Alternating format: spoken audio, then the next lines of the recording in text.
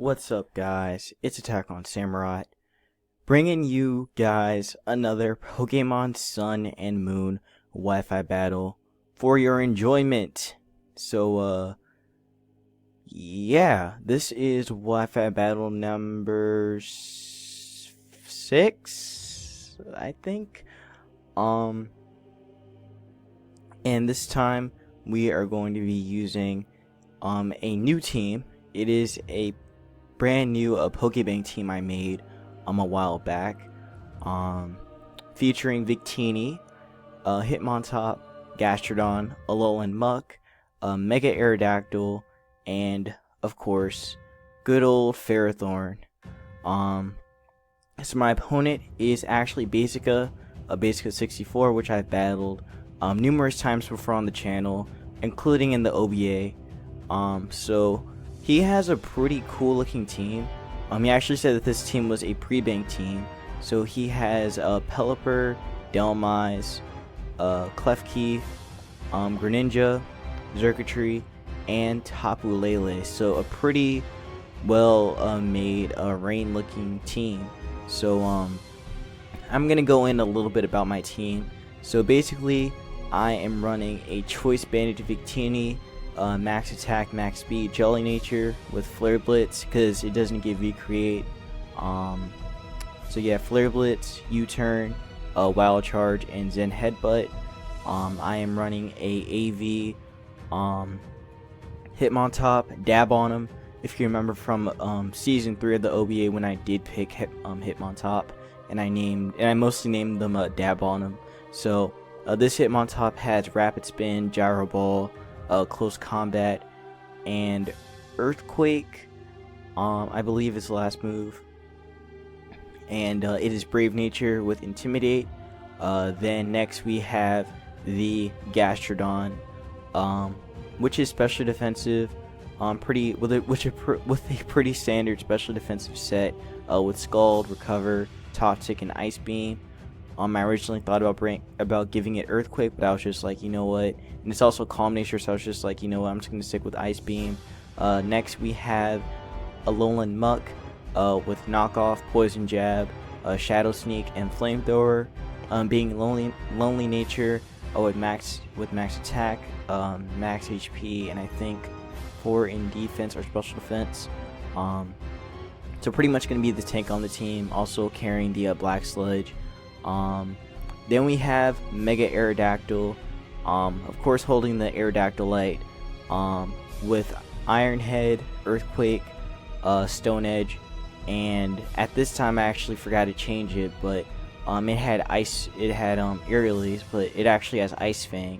And then lastly we have Ferrothorn, which is special defensive as well, with Leech Seed, Gyro Ball, Stealth Rock, and Spikes. So I think I rambled on a long time about this team. So let's actually get into the battle and let's see what happened. By the way, before we start, leave a like and comment for more content, and I will provide you with it. So yeah, let's get into this battle. So if I remember correctly, Basica actually starts off with Pelipper, as I start off with my Choice Banded Victini. So start off Victini, he starts off with the Pelipper. So Pelipper is going to get its rain up since it is Drizzle, since Drizzle is one of the new abilities that Pelipper gets now. So he is actually going to outspeed me, and that pretty much told me that, okay, he's Scarfed, he's offensive, and there goes my Victini, which was pretty detrimental to me. So I'm going to have to bring in my Gastrodon, and going to have to force the Pelipper out. So Pelipper's going to get forced out, brings in Delmise, as I actually go for the Scald, because that would do the most damage. So I go for the Scald. Scald is going to do a little bit to this Delmise, and miraculously, the burn is here. So I burned the Delmise, which is amazing for me. So I'm going to have to switch out because I don't want to get hit with a grass type move. So I'm going to switch and going to go into I'm a Prick, my Ferrothorn. It actually goes for the anchor shot. I guess wanting to try and keep my Gastrodon locked in, but unfortunately, as he goes for the anchor shot, he's going to take some Iron Barbs damage, which is great for me because that's going to weaken him even more, especially after the burn as well. So yeah, pretty much what that means is that he has to switch out. So he's going to switch out Dome-Eyes. He's going to go into the Klefki. So I believe I actually went for Stealth Rock right here on this play. Yep, I went Stealth Rock on the switch in. So I'm going to get these rocks, which is going to be pretty useful. I mean, which I thought was pretty useful for this game because that would weaken, that would break any sashes that he may have had on any of his mons and just weaken stuff. So I'm going to switch out my Ferrothorn. I'm going to go into Gastrodon. And he actually goes for spikes right here. So that was a good play on his part for doing that. That's going to weaken me a little bit. But on the right side, I do have my Hitmontop dab on him that can rapid spin away rocks. But he is going to go for the light screen as the rain goes away. So no boosted skulls in the rain, which I was okay with. But I go for the Scald right here. And guess what? First turn burn. That's 2 of them. That's 2. Gastrodon is on point. And this is his first battle anyway. So I'm just like, ooh, this is a good sign. Or maybe this could be a bad sign for things to come. But he's going to switch out the Klefki, and he's going to go into Tapu Lele, the Tapu Lele. So he's going to get up his Psychic Surge, and what that means is that I can't hit this thing with any priority or anything. So I'm gonna have to switch out, because even under Psychic Terrain, Gastrodon can't take a Psychic that well, since it is my special wall anyway too. So I have to go into Pharaoh, and I have to scout for what kind of Tapu Lele this is, because Tapu Lele is a very versatile mon. It can be Rand, Specs, Scarf. I had to find out which one he was, but he just switched out anyway, so it didn't tell me what he was. But anyway, so he's going to bring in the Pelipper, and he's going to take some Stealth Rock damage, and also going to get the rain up too. So right here, I actually switch out. I believe I was thinking that he had Hidden Power Fire, because most of them do carry Hidden Power Fire on Tapu Lele. So I'm going to bring in Muck, and Muck is going to take some spike damage, but I was okay with that. He is going to go for the Hurricane, and Hurricane is always 100% in rain. So I'm going to go for the Knockoff right here, and Knockoff is going to do a good amount of damage. No poison though, but that is going to knock off his Choice Scarf. So I would go for Shadow Sneak, but I can't because of Psychic Terrain. So he gets off free damage right here and goes for a Hurricane, bringing me into the red as I go for my Poison Jab, and that Pelipper is gone. So great. This huge threat is gone now. Well, Pelipper wasn't really that big of a threat. I mean, it kind of was, because it did, you know, almost take out my Muck and pretty much take out my Victini. So I have to switch out because Greninja's in here, and I don't want this thing to get a Battle Bond boost and become Ash Greninja and destroy my team. So I have to switch out, and I have to go and dab on him, and I have to scout for what the Greninja was gonna do. So I'm gonna get a useless Intimidate off on it, maybe just in case he would have been offensive. But he's gonna go for the Ice Beam right here, and Ice Beam is not gonna do that much since I am Assault Vested. So the Psychic Terrain is gonna go away. He's gonna switch out, and he has to go into Dome-Eyes to scout if I was gonna go for the Fighting type move or whatever. So I believe I did go Rapid Spin. No, okay, never mind. I think I made a prediction that he would have went into this and went for Earthquake. Just to weaken this thing a little bit more, chip it down. So Earthquake is not going to do that much anyway, but that is going to weaken him a little bit more.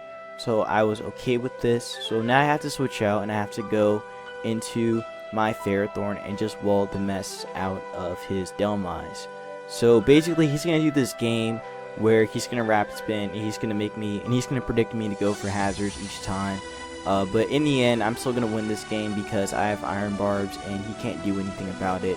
So, yeah, there's that thing. There's that hurts him. But, and as I say that, he also gets hurt by burn. So that's kind of funny in my way of thinking. But he's going to go for Rapid Spin, and that is going to knock him out after Iron Barbs.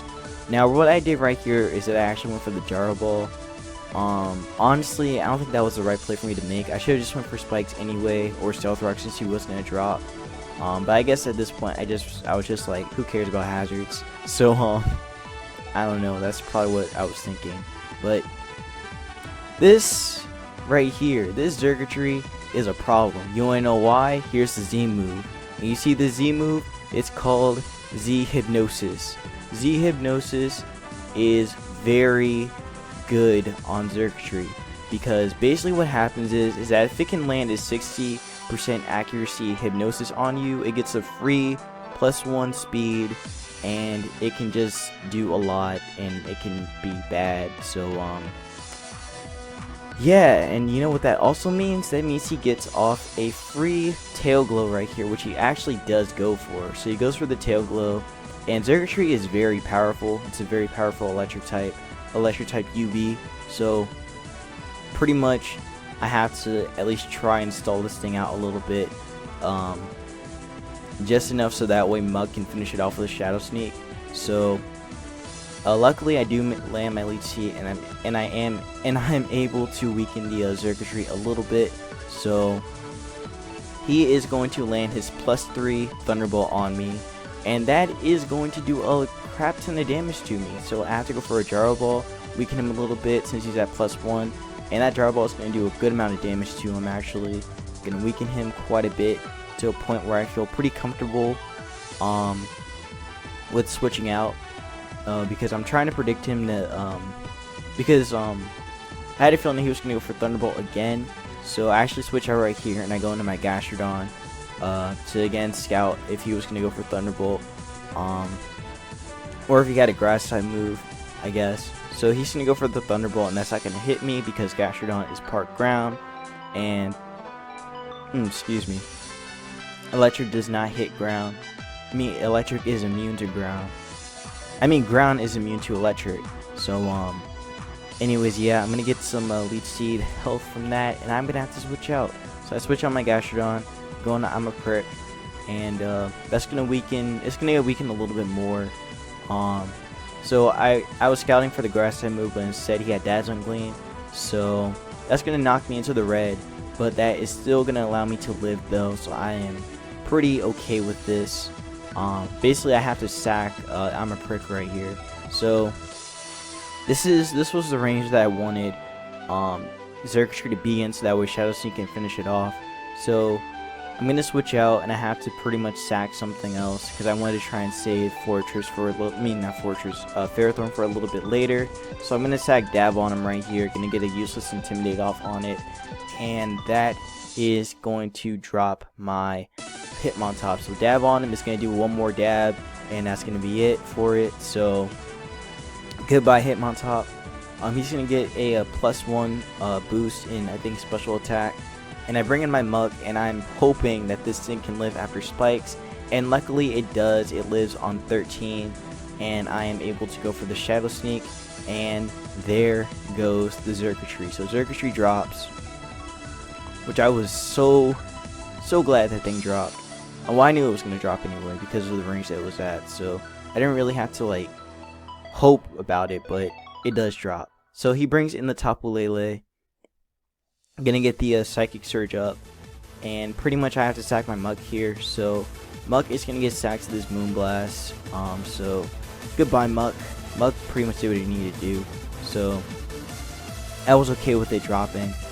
So Lele is actually gonna take some Life Orb damage, which I was surprised by because, like I mentioned before, most Tapu Leles are either Scarf or Specs. He was Life Orb, so I was honestly very surprised by it. And another surprising thing, fun little tidbit for most people and for you guys, but most people have been running double Scarf on their teams. So I was very surprised that he didn't have, another Scarf. That's another Scarf mod. But luckily I Mega Evolve, and I'm able to outspeed the Lele and hit it with an Iron Head, and it's going to drop. So when it comes Klefki, I'm going to switch out because I don't want to get hit with the Thunder Wave. And also he has a Greninja, so there's also that too. So I'm going to bring in my Pharaoh on his Foul Play right here.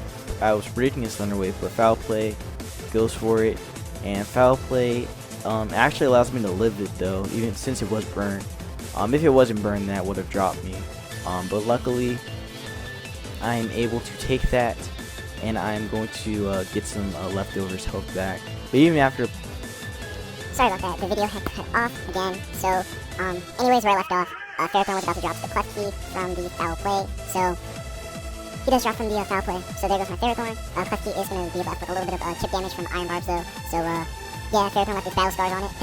So, now pretty much at this point, it's going to be a little stally. I don't really like to play stall, but I kind of had to at this point because his Greninja was pretty much a threat. Because Greninja does carry the Water Shuriken, and also I didn't know what kind of Greninja he was. Because usually, when you run Battle Bond Greninja, they usually ran with Specs or Life Orb. So I really did not want, I really didn't want Aerodactyl in here just because of Clef Key, potentially having Thunder Wave, and also the fact that Priority Water Shuriken could take on my Mega Aerodactyl. So pretty much for these remaining turns, I had to kind of stall a little bit with Gastrodon. So it's going to be a slow and painful watch seeing Clef Key and Greninja drop. So I'm going to try and figure out how to speed up the video. So yeah, I'm probably going to have to do that through editing, probably. So probably when you hear me, I'm probably going to be like have a really high voice and talk like a chipmunk or something. But anyways, I'm going to skull this thing, and we get a little bit more. Yeah, Clef Key's going to be weakened even more from the skull. I'm going to get some more leftovers health back, and it's just going to be back and forth with Clef Key, back and forth. It's going to get more health back, and it's going to get burned, and it's going to go for foul play, then it's going to take some more damage. I mean, then Gastrodon's going to take some more damage, and I have to scald it. While it has Light Screen up, so scald it's going to do that much because of Light Screen. It's going to get more health back because of lefties, and it's going to get burned again. It's the whole process. It's the same process every time. But basically, I'm going to heal back up with Gastrodon after this next foul play, because I actually wanted to recover. Because I want it to be at a good enough amount of health so that way Gastrodon can take on the Greninja. So it's going to foul play me again. And even though Clef Key is burned, foul play still did a good amount of damage to me. But he's going to get his lefties back up. It looked like he was about to drop after the skull, but nope, it wasn't going to happen. Luckily, Clef Key does not have any recovery, so I really didn't have to worry about it, like stalling me out or whatever. But Light Screen's going to drop right now. Clef Key, on its last dying breath, is going to set up one last Light Screen as I should recover right here. And I was hoping that after the burn, Clef Key would drop after this turn. But again, because of lefties and also the burn nerf, it is not going to be enough to take out the Clef Key, and I have to go for a skull to finish it off. Which means I have to take more foul point damage, which isn't terrible because it doesn't do that much, but still, I do get chipped a little bit before it drops. So, yeah, there goes Clef Key. And, excuse me, I didn't mean to yawn. But there goes the Clef Key. So in comes the Greninja, and this Ninja is a problem at this point, because again, I didn't know what kind of Greninja he was. But seeing how much that Dark Pulse did, that told me, okay, he's probably not Specs. If he was, I would have done a lot more. So I just tossed this thing to stall it out a little bit. So basically, Gastrodon can 1v1 the Greninja at this point. So he is going to get whittled down by the poison, but because the Light Screen is up, Greninja is going to stay around for a little bit longer. So he's going to Dark Pulse me right here, gets a crit, and Skull is going to rando, so I don't get flinched right here. So I was very grateful for that. But I'm going to get a little bit higher with my lefties, and Greninja is slowly getting whittled down by poison. So everything is looking pretty nice and dandy for me. He goes for another Dark Pulse, and look what happens. There's the flinch. The flinch. But he gets some lefties back up again. Greninja is slowly but surely dropping to the toxic, and screens are gone. So he goes for Dark Pulse again, trying to get another attempt at another flinch. And luckily he does not get it, and I'm able to recover. And this is great for me because what that means is that he does not get his Ash Greninja, and Gastrodon is successfully able to stall out the Ash Greninja before it becomes Ash Greninja. So yeah, goodbye Greninja. Take this last skull before you drop. You go for Dark Pulse again. No flinches, and goodbye Greninja after the skull. And that is a GG, my friends. So this was a very close game on both of our parts. Basica is a very good battler, as you have seen in this battle, and he wasn't even using a post bank team. He was using a pre bank team at this point. So imagine him with a post bank team. Definitely knows what he's doing.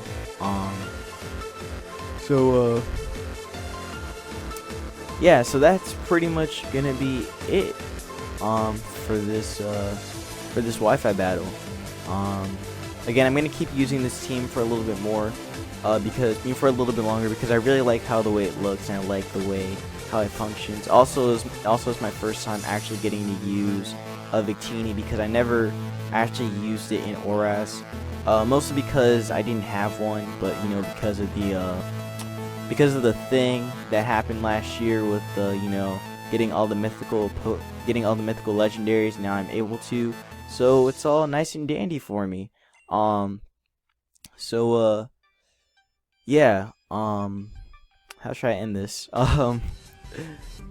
So yeah, oh, now I know what to say. So OBA Season 4, as I am recording this video, has officially started.